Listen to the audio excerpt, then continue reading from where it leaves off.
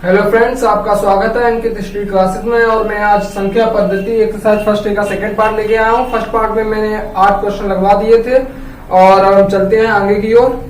Question number 9 को देखते हुए चलते हैं। तो देखिएगा दोस्तों, ये क्वेश्चन लिखा है, यदि a एक सम धन पूर्णांक है तो बताइए कि सम a-1 इंटू a+1 सम है अथवा विषम। देखिए यहाँ पर लिखा है a एक सम धन पूर्णांक है। सम का मतलब अगर हम मान लें a को माना, जैसे हम आपको समझाने के लिए एक एग्जांपल ले रहे हैं कि जो a है वो एक कोई सम पूर्णांक है, तो सम धन पूर्णांक का मतलब हो गया 2 मान लिया हमने, और उसमें से -1 कर देंगे, कितना बचेगा 1। ठीक है, 1 बचा। a+1, तो यहाँ पर भी a कैसा है, सम है और 2 है और 1 कितना हो गया, ये 3, तो इंटू 3 क्या आया 3। इसी प्रकार अगर हम a को मान लें 4 - 1 इंटू 4+1 तो क्या आ जाएगा 3 इंटू 5 3 जा 15, यानी कि क्या आ रहा है देख रहे हैं आप यहाँ पर विषम। तो हमारा आंसर क्या होगा, विषम। क्या आएगा, विषम। ठीक है, ये एक समझाने का तरीका है। आप इस तरह कर सकते हैं, यहाँ पर a² -1। ठीक है, a का मान अगर हम कुछ भी रखेंगे, अगर ये सम है और सम में अगर किसी का वर्ग कर दें, 3 का वर्ग, 2 का वर्ग, 4 का वर्ग, तो क्या आता है, सम ही आता है। और सम में एक माइनस कर देंगे तो क्या आएगा, विषम आएगा। ठीक है, यहाँ पर देख सकते हैं आप। सम संख्याएं कौन सी होती हैं, हमने पीछे आपको बताया था। सम संख्या वे संख्या होती हैं जो 2 से डिवाइड में चली जाती, 2 के टेबल में आते हैं, 2 के पहाड़े में आते हैं, वो क्या होती हैं, सम होती हैं। ठीक है, वो संख्या सम होती हैं। ये हमारा आंसर है, विषम इसका आंसर होगा। ठीक है, नोट कर लीजिएगा। अगला सवाल 10th जो क्वेश्चन है वो क्या कह रहा है, संख्या रेखा 5 एवं 7 का योग लिखिए। संख्या रेखा 5 एवं 7 का योग लिखिए। देखिए संख्या रेखा पर लिखना है, ये संख्या रेखा पर। तो यहाँ पर पहले हम संख्या रेखा ले लेते हैं, नंबर लाइन। देखिए यहां से लेते हैं, ये हमारी संख्या रेखा है। यहाँ पर हम 0 ले लेते हैं, इस तरफ -1 आएगा, -2 आएगा, -3 आएगा और -4 आएगा। इस तरफ 1 आएगा, 2 3 4 5 6 7 8 9 10 11। ठीक है, और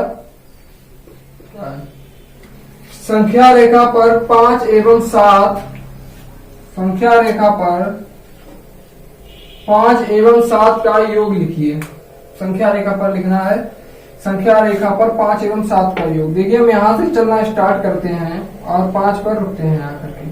ठीक है, तो क्या हुआ, यहां से चले 5 पर रुके, उसके बाद संख्या रेखा पर 5 एवं 7 का योग, फिर यहां से फिर चले और कहां तक चलेंगे हम, 7 कदम और चलेंगे। तो 1 2 3 4 5 6 7 चले और यहाँ पर रुक गए आकर के।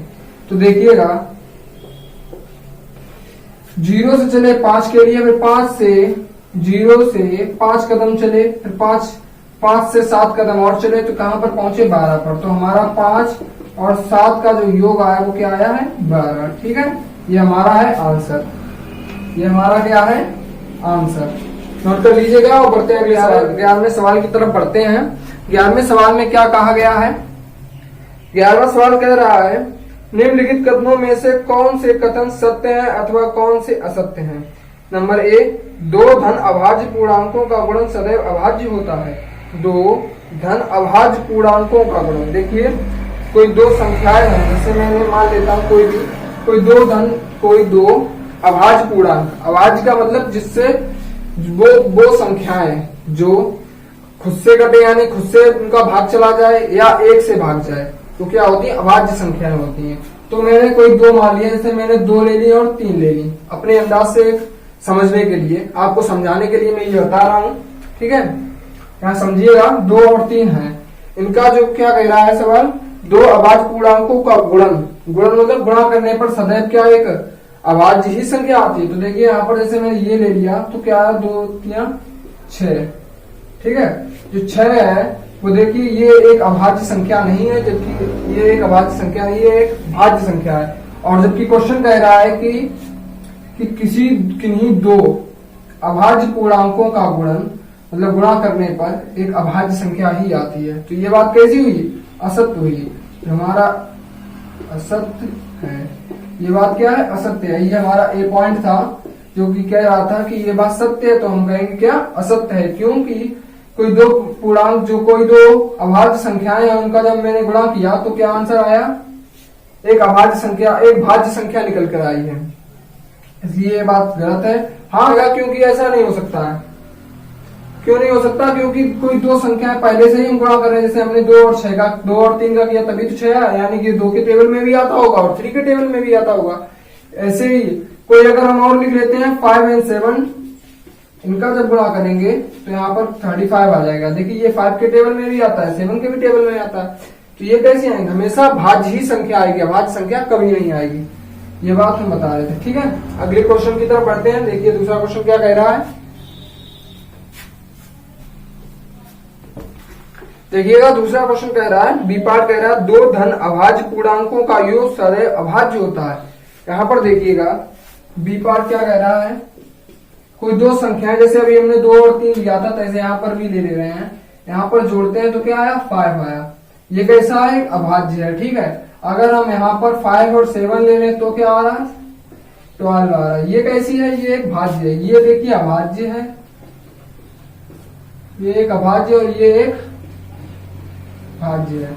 तो देखिए ये क्लियर नहीं हो सकता है कि किन्हीं दो अभाज्य पूर्णांकों का जब योग करते हैं तो भाज्य भी आता है और अभाज्य भी आता है, दोनों संख्याएं आती हैं। तो ये बात नहीं कह सकते कि अभाज्य ही आता है। ठीक है, इसलिए ये भी कैसा है? असत्य है।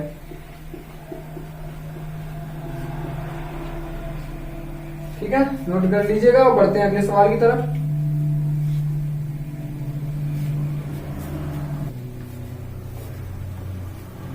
देखिएगा अगला पार्ट कह रहा है, यदि a और b कोई दो ऋण पूर्णांक हैं तब a प्लस b भी सदैव एक ऋण पूर्णांक ही होगा। देखिए कोई दो a और b कोई दो ऋण पूर्णांक हैं, ठीक है, तो a प्लस b जो आएगा वो भी ऋण पूर्णांक ही होगा। जैसे यहाँ पर बोल रहा है क्वेश्चन पार्ट है सी और क्वेश्चन कह रहा है a कैसा है? एक ऋण पूर्णांक है यानी माइनस है, यहाँ पर हमने मान लिया है। यहाँ पर b कैसा है? एक ऋण पूर्णांक है। ये दो ऋण पूर्णांक है। अगर हम a प्लस b इनका निकालते हैं तो यहाँ पर जैसे यहाँ पर दिया तो ये गया है, ये कैसी है? निगेटिव इंटीग्रल्स हैं। तो हमें यहाँ से निकालना है। तो देखिए हमने यहाँ पर मान लिया ये -1 है और ये क्या है? -1 है। तो यहाँ पर मान रखेंगे -1 इज इक्वल टू -2। कैसा आ रहा है? ऋण पूर्णांक ही आ रहा है। तो ये कैसा होगा? सत्य होगा।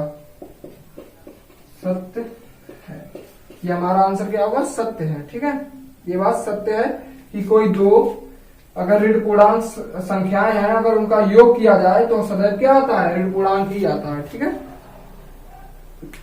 नोट कर लीजिएगा और बढ़ते हैं अगले सवाल की तरफ। यहाँ पर क्वेश्चन दिया गया है, यदि a एक धन पूर्णांक है तो दिखाइए कि संख्या a plus a into a plus 1 into a plus 2 into a plus 3 संख्या 24 से पूर्णतः विभाजित होगी।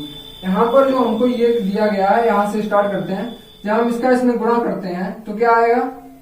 a square. ठीक है, और जब इसका a स्क्वायर का हम इसमें गुणा करेंगे, मतलब इसका इसमें करने के बाद इसमें करेंगे तो क्या आएगा? a cube. इसके बाद इसमें करने के बाद इसमें करेंगे, क्या आएगा? a cube. और यहाँ पहले क्या दिया गया?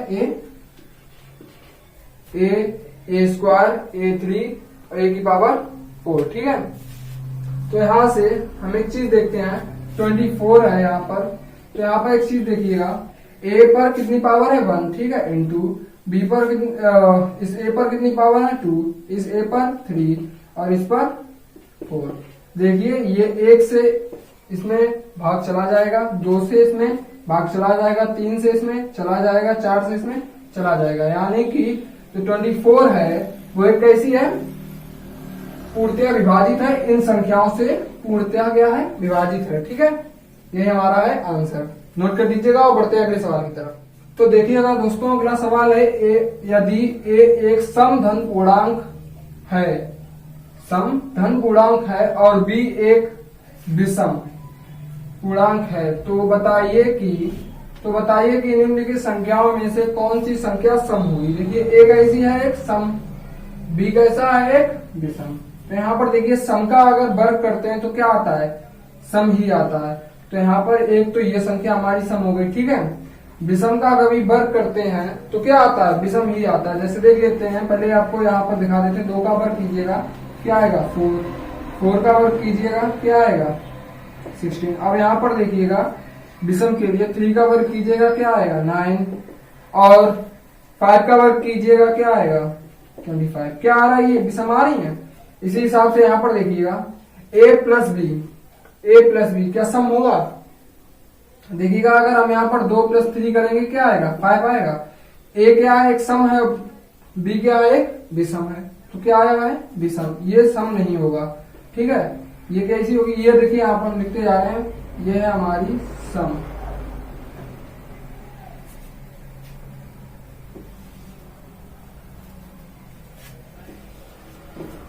यहाँ पर देखिएगा, यहाँ पर होगा ये सम, ये है विषम, ये भी है विषम, ये दोनों कैसी हैं विषम। अब देखिए a इंटू बी, जैसे a कैसा है सम और ये b कैसी है विषम। यहाँ पर हम आपको प्रूव करके दिखाते हैं। 2 × 3 करेंगे क्या आएगा 6, 5 × 4 दिखाएंगे क्या आएगा 20, यानी कि क्या आ रहा है सम। तो ये क्या होगा सम, ठीक है। यहाँ पर देखिएगा सम, जैसे यहाँ पर हमने सम ले लिया 2, यहाँ पर भी 2 + 1 क्या आया 2 3, 2 + 1 क्या हो गया 3, तो यहाँ पर हो जाएगा क्या 6, यानी कि कैसा आएगी ये संख्या यहाँ पर सम, ठीक है। यहाँ पर देखिएगा, यहाँ पर विषम है 3 कोष्टक, यहाँ पर देखिए 2 + 3 + 1 क्या हो गया जाके यहाँ पर 3 × 4 = 12, ठीक है। समझ में आ रही ना बात आपको, यहाँ पर क्या आ गया ये विषम।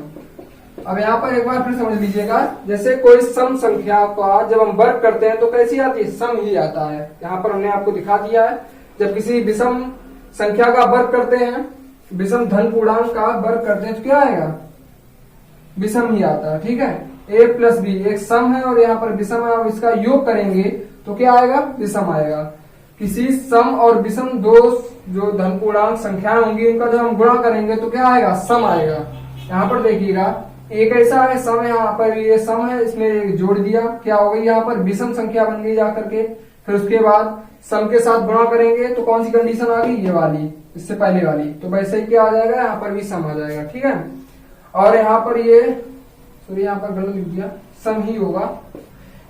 b कोष्टक b + 1 यहाँ पर जब हमने किया तो यहाँ पर देखिए b क्या है, एक यहाँ पर क्या बताया गया था विषम है ना, तो यहाँ पर विषम लेने के बाद यहाँ पर भी विषम लिया, विषम के साथ एक जोड़ देंगे तो क्या बन जाएगा सम। सम और विषम का जब गुणा करते हैं तो कंडीशन कौन सी आ गई, ये वाली, तो क्या आएगा सम ही बनेगा, ठीक है। ये हमारा आंसर है, इसको नोट कर लीजिएगा और बढ़ते हैं अगली सवाल की तरफ। देखिएगा दोस्तों, यहाँ पर क्वेश्चन लिखा है धन पूर्णांकों के किन गुणधर्मों के अंतर्गत निम्नलिखित कथन सत्य हैं। तो यहाँ पर पहला लिखा है 3 × 8 + 7 = 3 × 8 + 3 × 7। यहाँ पर मैंने आपको पहले पार्ट फर्स्ट में एक वीडियो जो पार्ट फर्स्ट हमारी जो वीडियो थी, मैंने उसमें जो धन पूर्णांकों के गुणधर्म थे उसमें मैंने बताया था धन पूर्णांकों का योग कैसे करते हैं, धन पूर्णांकों का गुणा कैसे करते हैं। तो उसी में बताया था, उसका जो आपको पार्ट फर्स्ट का जो लिंक है वो आपको डिस्क्रिप्शन में मिल जाएगा और कमेंट में भी मिल जाएगा। तो आप देखना चाहे तो उसको देख लें, तो आपको इसको समझने में काफी आसानी होगी। तो देखिएगा ये किस पर आधारित है, कौन से गुणधर्म है, ये वितरण नियम पर आधारित है, वितरण या बंटन नियम पर आधारित है। कैसे, यहाँ पर लिखा होगा a × b + c, तो यहाँ पर हम लिखेंगे a × b + a × c। इसी प्रकार यहाँ पर अगला लिखा है 3 + 5 + 9 = 3 + 5 + 9। देखिए यहाँ पर इसका मतलब है कि पहले 3 है, उससे पहले हम 5 + 9 को जोड़ लेंगे, उसके बाद 3 में उसको जोड़ देंगे। इसी प्रकार यहाँ 3 और 5 को जोड़ लेंगे, उसके बाद उसको 9 में जोड़ देंगे।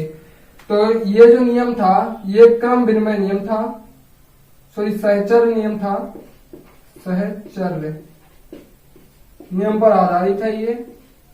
और यहाँ पर जो लिखा है ये जो है ये है क्रम विनिमय नियम पर आधारित, क्रम विनिमय नियम। ये क्रम विनिमय नियम पर आधारित है, चाहे हम 3 × 2 का मल्टीप्लाई करें चाहे 2 × 3 का मल्टीप्लाई करें, आंसर क्या आएगा सेम आएगा। ये क्रम विनिमय नियम का पालन करता है। ये गुणा के लिए है, ये योग के लिए है, ये गुणा के लिए है, ठीक है। और इसी प्रकार ये भी है, हम इसको पलट के भी लिख सकते हैं। वैसे यहाँ पर आपने पहले क्लास 5th 6th में पढ़े होंगे शायद, जब यहाँ पर 5 है, यहाँ पर भी है, तो 3a का मान निकालना है। तो यहाँ पर पहले से आपको दे दिया गया है, यहाँ पर 3 है।